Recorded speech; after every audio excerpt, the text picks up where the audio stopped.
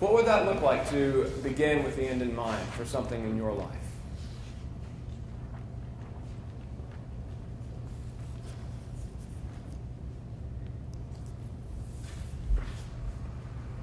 Yes? For me, it would be to create a vivid mental image of what I'd start with, at least a vivid mental image of what I wanted that end to look like. And is that helpful for you to do that? Yes. Or at least I have a picture of where I'm going, not just mentally. And then following that would be other things that help support where I wanted to go. Right. I was outside my front yard yesterday, and my neighbor is building a tree house, and I helped him take it down. He's built it. He's attached it to the tree and then taken it down several times and repeated this process because he has this idea of what he wants the tree house to look like, and that's the vision that he's beginning with. But there are certain things that happen along the way that he obviously has to accommodate for, such as the treehouse not being big enough to wrap around the trunk of the tree, which is why we had to take it down yesterday. But he has that underlying vision that is guiding him so that eventually, hopefully this afternoon, we'll be able to raise the treehouse and it will be able to be complete. But that is really, really critical whenever we think of any sort of endeavor that we want to achieve, or any goal, really beginning with what the end looks like and then working backwards to see how we'll get there. The third habit is to put first things first. This is the habit of knowing the difference between what is important and what is unimportant. And also the difference between what is urgent and what is not urgent. Highly effective people, Covey suggests, will tend to focus on the areas of what is both important and not urgent.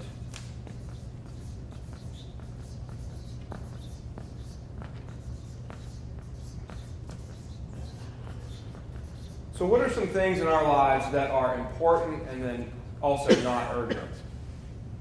Well, I exercise. Exercise. Absolutely. What else is important and not urgent? Relationships. I apologize for my handwriting. Can't read. Anything else that's important and not urgent? Family. Family.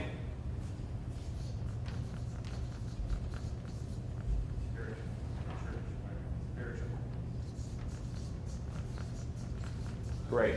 Those are all wonderful examples of what is important and not urgent. These are the kinds of things highly effective people will focus on. These are things also that can include preparing for something, planning something, being outside, recreation, so forth. Highly effective people, Covey says, give much less time to things that are urgent and not important. So things that are urgent and not important have the ability to really sideline us. And what might be some examples of things that are both urgent and not important?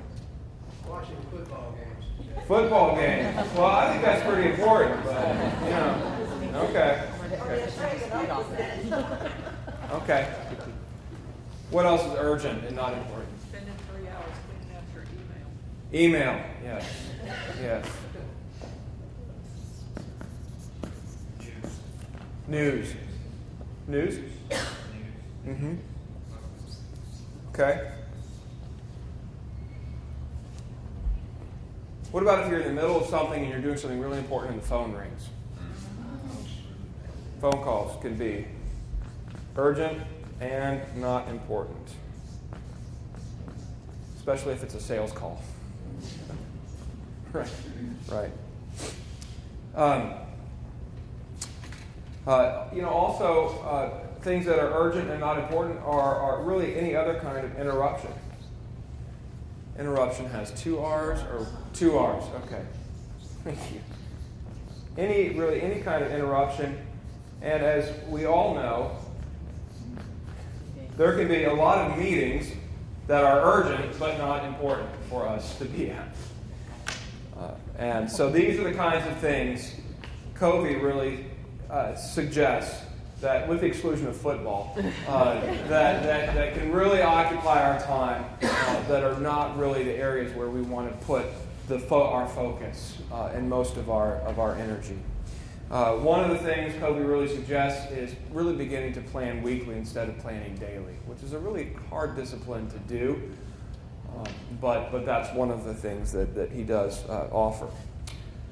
The fourth habit that Covey talks about is called win-win. This is what Tim alluded to earlier, and this is the habit. Maybe I can just put this here, and we'll see if that'll. We'll see if that'll work. Yeah, Scotch tape would be good too.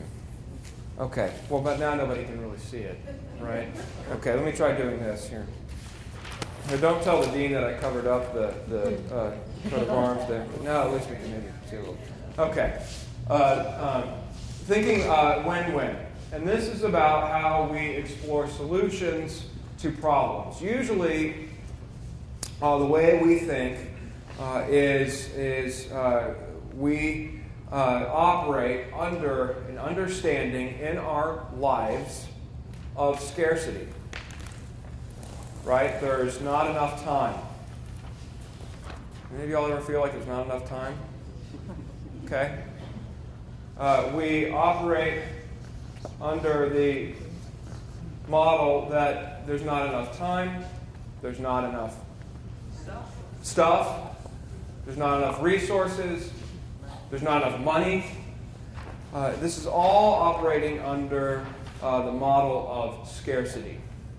And that tends to be, Covey suggests, how we approach our problem solving, such that we try to find a solution where it might work out good for one person and probably not so well for another person. What Covey advocates is that we instead operate under an understanding or a model of abundance. That there is enough. There is enough time. There is enough money. There is enough stuff. There are enough resources available to us. Now, what would that look like if we were to try to live our lives under this model? That there is enough. It's much more optimistic. It's more optimistic, which was one of the areas we identified at the very beginning as someone who's highly affected. So it would be more optimistic. Yes, Mary. You'd be more generous. You would be more generous. You would be more generous. Yes. Be more secure. We would be more secure. Be more creative in how you use what you have. We would be more creative in how we use what we have. But you could get in trouble with this because you could spend too much on your house and have to be evicted because you can't keep up the payments. That's right. Not abundance. That's right. There's not an abundance of money. That's right. That's exactly right. You do need to be careful. Yeah. Anybody else? Yes? I think you can adjust your expectations about things to make yourself feel like there's an abundance rather than a scarcity. I mean, it's like, okay, I've got a certain income, but if you look at it right, if you look at what your needs really are, then you can look at it as abundance rather than a scarcity, no matter how much your income is. Right. Right. But I guess what I'm saying is be realistic about what your needs are. Be realistic about what your needs are. Absolutely. And I think it's really easy for us to sit here on Sunday morning and say, "Oh, well, this sounds really good. This is how we should, frame our lives." And then we go home and something happens, the washing machine breaks, or something happens, and all of a sudden we immediately go back into this mindset. Or we get our American Express bill and we go right into that. mindset. So it's a really hard discipline to practice. But doesn't he talk about abundance as being happy inside? Yes. That I think that was his goal of talking about the abundance, is having internally happiness. That's right. That's exactly right. Yes, Kat. Yeah, step is prior when you talk about urgent and not important and important and whatever, not urgent. Right. Where would financial stability fall? Where would you see that? I would see financial stability as important and urgent. Depends on which time of the month. Yeah, it depends what time. It depends if it's April 15th or not. Long-term financial stability, not today. Well, then I would say that is important and not urgent because you're planning for the future with the resources that you have.